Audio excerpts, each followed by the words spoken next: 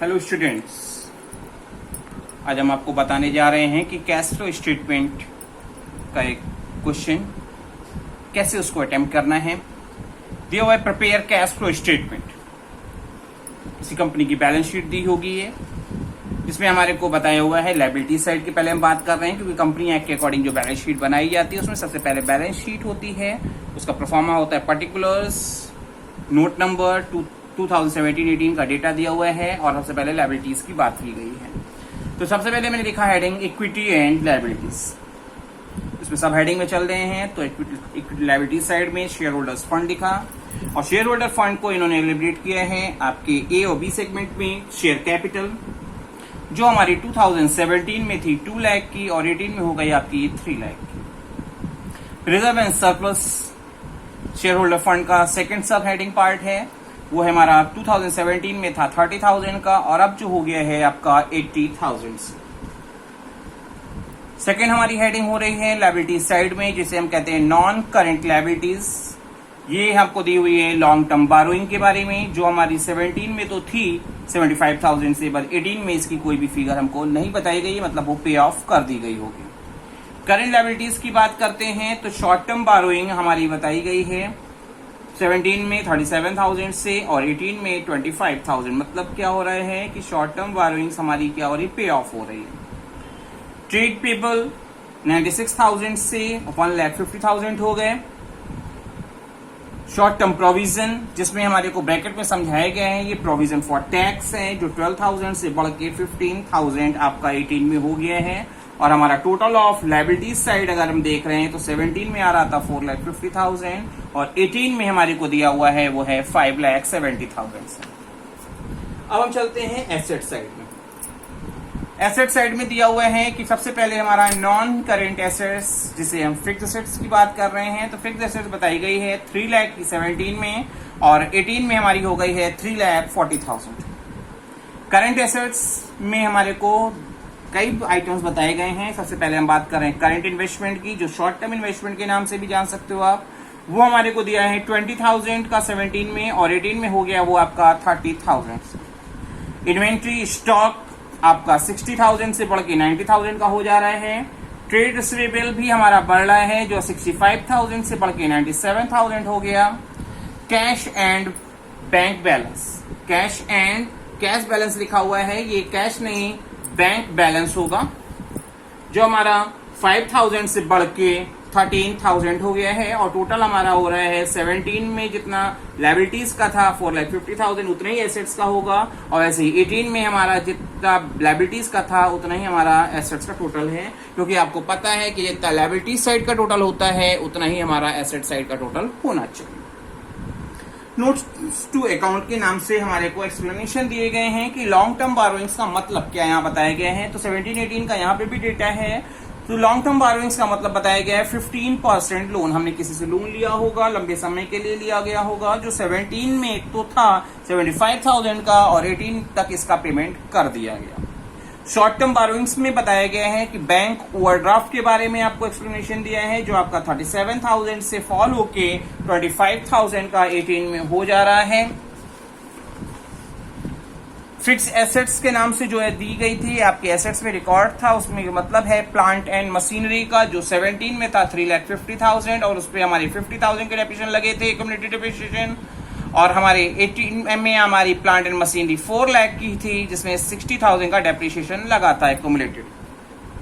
Additional information को चले पढ़ें तो दिया हुआ है कि कंटीजेंट लायबिलिटी, जिसे आप प्रपोज डिविडेंड के नाम से इन्होंने यहाँ बताया हुआ है, जो हमारी क्या थी 20,000 की 17 में थी और 18 में बढ़ के कितनी हो गई 30,000 की। लोन का रीपे जो किया गया है वो 1 अप्रैल 17 को ही किया गया है। इसका मतलब कि बिगिनिंग डेट पर ही पेमेंट कर दिया गया, इसलिए हमको इंटरेस्ट का कुछ भी देने की जरूरत नहीं है। अगर यही 2 महीने 4 महीने बाद दिया गया होता तो 2-4 महीने का जो इंटरेस्ट बनता वो हमको पे करना पड़ता अपने ये लोन अमाउंट पे। ये आपको ध्यान रखना होगा, डेटमेंट को इस चीज को देख के चलना होगा। तो आइए सबसे पहले हम बात करेंगे नेट प्रॉफिट बिफोर टैक्स।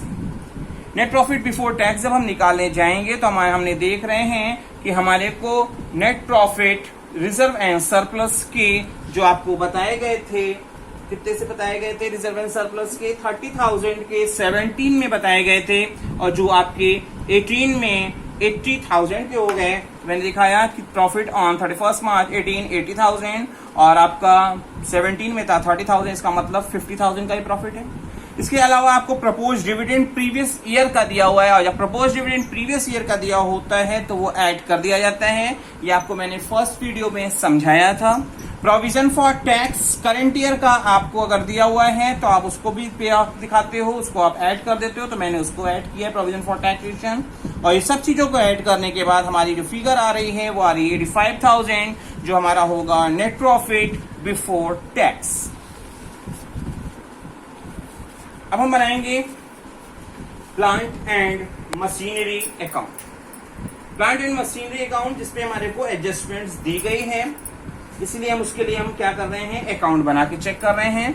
हमारे को ओपनिंग बैलेंस दिया था 3,50,000 और क्लोजिंग बैलेंस हमारे को दिया था 4 लाख। तो डिफरेंस फिगर हमारा हो जाएगा 50,000 का परचेज माना जाएगा। हमने लिखा है टू बैंक ब्रैकेट में balancing figure being purchase. Accumulated depreciation की बात करते हैं तो एक्यूमुलेटेड डेप्रिसिएशन आप देख रहे हैं, आपका ओपनिंग बैलेंस दिया हुआ था 50,000 का, क्लोजिंग बैलेंस हमारे को दिया गया था आपका 60,000 का, जो मैंने बैलेंस शीट किया है, और बैलेंसिंग फिगर हमारी क्या हो जाएगी, इस करंट ईयर का डेप्रिसिएशन होगी। आपको ये समझ में आया होगा। आइए आगे चलते हैं। हमको बनाना है कैश फ्लो स्टेटमेंट, क्योंकि हम जब भी किसी स्टेटमेंट को, किसी अकाउंट को बनाते हैं तो उसका नाम मेंशन करते हैं, और ये अगर पता है कि किसकी बुक्स में बना रहे हो तो उसका नाम जरूर डिफाइन कर दीजिएगा। क्वेश्चन में दिया नहीं है इसलिए मैं सिर्फ लिख रहा हूं कैश फ्लो स्टेटमेंट। हम बना किस डेट को रहे हैं तो उसको भी हमने मेंशन किया है, फॉर द ईयर एंडेड 31 मार्च 2018। तो स्टार्ट करते हैं। सबसे पहले हम बात करेंगे ऑपरेटिंग एक्टिविटीज की, जिसमें दिया हुआ है cash flow from operating activities, short में लिखा हुआ है, मैंने लिख दिया एक हेडिंग। अब बता रहे हैं नेट प्रॉफिट बिफोर टैक्स 85,000। अब क्या करते हैं ऑपरेटिंग एक्टिविटीज में, सबसे पहले हम क्या करते हैं, डिसअलाउड एक्सपेंसेस और लॉसेस जो होते हैं उनको हम लोग कैंसिल करते हैं, जो माइनस कर चुके हैं उसको प्लस करेंगे। और यहाँ दिखा रहे हैं depreciation on plant and machinery के 10,000 जो करंट ईयर से रिलेटेड है, मैंने इसको क्या किया, डिसअलाउ कर दिया। और कोई आइटम दिया नहीं है इसलिए मैंने इसे ऐड कर दिया। कोई डिसअलाउड इनकम या गेन है नहीं, तो हमारा ये पॉजिटिव फिगर जो आ रही है 95,000 की, वो होगी operating profit before changes in working capital. हमने वर्किंग कैपिटल का चेंजेस अभी रिकॉर्ड नहीं किया है, अब हम बात करेंगे वर्किंग कैपिटल के चेंजेस की, जो करंट एसेट्स और करंट लायबिलिटीज में चेंजेस के अकॉर्डिंग ही मेजर किए जाते हैं। और आपको बताया है मैंने कि डिक्रीज इन करंट एसेट्स अगर दिया है और इंक्रीज इन करंट लायबिलिटीज अगर दिया है तो वो ऐड की जाती है। तो यहाँ पे डिक्रीज इन करंट एसेट्स की तो कोई ऐसी फिगर नहीं है, but increase in current liabilities में अगर हम देख रहे हैं तो एक आइटम दिया हुआ है ट्रेड पेबल हमारे बढ़ रहे हैं 54,000 से, जिन्हें हम लोग क्या करेंगे, ऐड करेंगे। मैंने लिखा increase in current liabilities trade payable 54,000 से, और हमारी फिगर आ रही है 1,49,000। लेस सेगमेंट में चलते हैं। इसका इनवर्स चीजें माइनस की जाती हैं, तो जैसे इंक्रीज इन करंट लायबिलिटीज हमने प्लस किया, इसका उल्टा डिक्रीज इन करंट लायबिलिटीज आपकी माइनस सेगमेंट में जाएगी। डिक्रीज इन करंट एसेट्स को ऐड किया जाता है, मैंने बोला था, उसका inverse increase in current assets को हम लोग माइनस करते हैं। तो आप देख रहे हो कि यहाँ पे सिर्फ और सिर्फ इंक्रीज इन करंट एसेट्स के आइटम्स दिए हैं, लायबिलिटीज के आइटम नहीं दिए हैं। तो जो दिया उसको ही बात करेंगे। लिखा मैंने less increase in current assets, stock 30,000 से बढ़ रहे थे वो माइनस होंगे, ट्रेड रिसीवेबल भी हमारे 32,000 से बढ़ रहे हैं, ये माइनस होंगे, और दिनों को कंसोलिडेट करके 62,000 रुपीज मैंने यहाँ से सब्सट्रैक्ट कर दिया, और हमारा क्या आ रहा है 87,000। क्योंकि क्वेश्चन में आपको टैक्स के बारे में बताया हुआ है, पेमेंट ऑफ टैक्स के बारे में बताया है। अगर रिफंड ऑफ टैक्स दिया है तो भी यहाँ पे बात की जाती है, रिफंड की बात तो हालांकि नहीं है। पेमेंट ऑफ टैक्स की बात करते हैं तो पेमेंट ऑफ टैक्स हमारा कितना दिया हुआ है, 12,000 रुपीज की हमने टैक्स का पेमेंट किया है। तो जो टैक्स का पेमेंट हो गया वो हमारा क्या होगा, यहाँ पे माइनस करेगा, क्योंकि उतना पैसा हमारे पास से क्या होगा, जाएगा। आपके पैसे इतने जा रहे हैं payment of tax. Payment of tax 12,000 का किया है। और आपकी जानकारी के लिए मैं आपको बता दूं कि जो प्रीवियस ईयर का प्रोविजन फॉर टैक्स होता है उसका हम लोग इस करंट ईयर में पेमेंट मान के चलते भी हैं। क्योंकि आपको 2017 में आपको प्रोविजन फॉर टैक्स 12,000 से बताया था और 15 में जो बताया गया था वो 15,000 का बताया गया था। तो आपके क्या है 17 वाले जो प्रोविजन में 12,000 किए थे वो मान लिया कि इस साल हमने उसका पेमेंट कर दिया, क्योंकि इसके लिए कोई अलग से इंफॉर्मेशन हमको नहीं दी है। अब क्या आया, पॉजिटिव बैलेंस आया, जिसे हम लोग कहेंगे net cash from operating activities. अगर ये निगेटिव होता तो आप इसे लिखते हैं net cash used in operating activities. अब हम बात करेंगे इन्वेस्टमेंट के बारे में। तो इन्वेस्टिंग एक्टिविटीज में चलते हैं और हम लिख रहे हैं cash flow from investing activities, हमने शॉर्ट आउट किया हुआ है। तो सबसे पहले इसमें देख रहे हैं तो purchase of plant machinery, purchase plant and machinery हमारी क्या हो रही थी, बढ़ रही थी, बढ़ी है मतलब परचेज किया, और परचेज किया है तो ऐसे सिचुएशन में हमारे के पास से क्या होगा, पैसा जाएगा, इसलिए हमने इसे निगेटिव दिखाया है। इन्वेस्टिंग एक्टिविटीज में और कोई आइटम दिया नहीं है तो हमारा डेटा के जो भी आएगा 50,000 का निगेटिव आएगा, जो हमारा क्या होगा, cash used in investing activities हो जाएगा। इसके बाद हम आपसे जो बात करेंगे वो बात करेंगे फाइनेंसिंग एक्टिविटीज के बारे में। फाइनेंसिंग एक्टिविटीज की हेडिंग कर दी सबसे पहले मैंने, cash flow from financing activities. इसमें हम सबसे पहले जो लिखने जा रहे हैं वो लिखा हमने इशू ऑफ शेयर कैपिटल, क्योंकि हमारी शेयर कैपिटल बढ़ रही थी, 1 लाख से बढ़ रही थी, मैंने लिखा positive balance 1 lakh rupees. Repayment of loan 75,000 का 17 में था, बट 18 में इसका कोई भी हिसाब नहीं बता रहा है, इसका मतलब वो रिपेमेंट हो गया, पैसा जाएगा, इसलिए मैंने निगेटिव बैलेंस लिखा हुआ है रिपेमेंट ऑफ लोन के नाम से। इसमें कोई इंटरेस्ट नहीं होगा क्योंकि हमने 1 अप्रैल 17 जो बिगिनिंग डेट है उसी डेट को इसका रिपेमेंट कर दिया, इसलिए इस साल हमको कोई भी इंटरेस्ट देने की जरूरत नहीं पड़ेगी। अगर 2-4 महीने 6 महीने बाद पेमेंट किया गया होता तो वो जो पीरियड बीतता उतने टाइम का हमको इंटरेस्ट पे ऑफ करना पड़ता। शॉर्ट टर्म बारोइंग्स का भी रिपेमेंट हुआ है, बैंक आपके ओवरड्राफ्ट रिड्यूस हो रहे थे, आपने देखा है 12,000 से, मतलब इसका पेमेंट हुआ है तो ये भी पैसा हमारा जाएगा और डेटा हमारा कैसा है, निगेटिव आएगा। पेमेंट ऑफ प्रपोज डिविडेंड, आपके प्रपोज डिविडेंड की जो फिगर 20,000 दी हुई थी, क्योंकि जो हम प्रपोज करते हैं वो आपके फ्यूचर से रिलेटेड होता है, आपने 20,000 का 17 का जो था वो आपका 18 में जाके पेमेंट हो जाएगा, क्योंकि 17 में हमारे को 20,000 से प्रपोज डिविडेंड बताया गया था, जो आपका यहाँ पेमेंट हो जा रहा है, पैसा जा रहा है। और आप कब कंसोलिडेट कर रहे हैं तो आपका क्या हो रहा है, पॉजिटिव और नेगेटिव का जब कंसोलिडेशन कर रहे हैं तो डेटा नेगेटिव आ रहा है और हम लिखेंगे cash used in financing activities. अगर पॉजिटिव आया होता तो cash flow from financing activities हम रिकॉर्ड करते हैं। हमने ऑपरेटिंग एक्टिविटीज पे बात कर ली, हमने इन्वेस्टिंग एक्टिविटीज पे बात कर ली, हमने फाइनेंसिंग एक्टिविटीज पे बात कर ली। अब हम तीनों चीजों का कोलैबोरेशन करेंगे और हम देख रहे हैं इन सब चीजों को कोलैबोरेशन करने पर हमारे को पॉजिटिव बैलेंस मिल रहा है, तो हम लिखेंगे net increase in cash and cash equivalent, जो आपका 18,000 से आ रहा है। अगर डेटा निगेटिव आया होता है कंसोलिडेशन करने पर तो हम नेट डिक्रीज वर्ड का यूज करते हैं।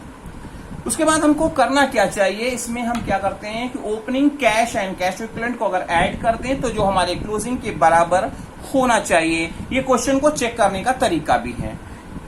हमने लिख दिया है opening cash and cash equivalent 25,000, और ये कैसे आया मैं आपको इसको पहले नीचे आइए मैं समझा देता हूँ वर्किंग नोट्स में। तो यहाँ 2017 और 18 के लिए कैश एंड कैश इक्विवेलेंट की मैं कैलकुलेशन कर रहा हूँ। कैश एंड बैंक बैलेंस हमारे को दिया हुआ था 5,000 और 13,000 से 17 और 18 का। करंट इन्वेस्टमेंट कहे, मार्केटेबल इन्वेस्टमेंट कहे, शॉर्ट टर्म इन्वेस्टमेंट कहे, सब कैश एंड कैश इक्विवेलेंट के पार्ट होते हैं, जिनको मैंने ऐड कर दिया 17 का 17 में और 18 का 18 में। तो हम देख रहे हैं कि आपका 17 का कैश एंड कैश इक्विवेलेंट कितना आ रहा है, 25,000। अब हम यहाँ लिखेंगे opening cash and cash equivalent 25,000, और आपको बोला था कि changes plus opening cash and cash equivalent is equal to closing होना चाहिए, जो आपका कितना आ रहा है 43,000, और आप देख रहे हैं यहाँ closing cash and cash equivalent के ये बराबर है। तो ऐसी सिचुएशन में जो हमने क्वेश्चन किया है उसमें कोई भी गलती नहीं है, और होपफुली आपको ये क्वेश्चन समझ में आया होगा, और आप इन सब क्वेश्चन से समझ के, इन वीडियो से समझकर अपने कैश फ्लो स्टेटमेंट के सारे क्वेश्चन जो आपको अवेलेबल हैं वो आप पूरी तरह से अपनी कॉपी पे करने की पूरी कोशिश करेंगे।